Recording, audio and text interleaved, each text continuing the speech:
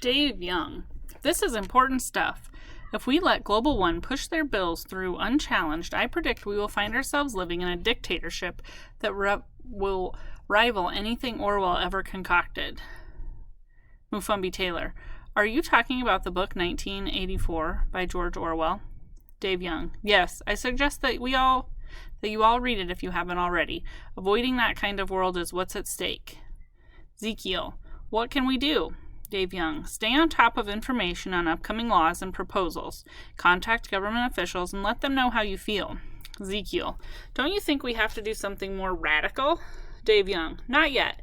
If we can head this thing off at the start, I hope we can avoid a lot of problems later. That's vague, Ezekiel mumbled. Mufumbi typed. Mufumbi Taylor. If the barcode becomes required, would you advocate civil resistance to it? Dave Young. That's why we're working so hard now, so it doesn't come to that.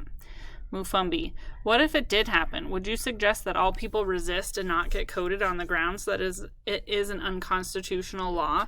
Dave Young. Can't say right now. Ezekiel clicked them out of the chat room. What'd you do that for? Mufumbi protested. He's avoiding the issue, Ezekiel said, standing. Dave Young's a great guy, but that avoidance thing crashes me. August clicked them into a website in San Francisco.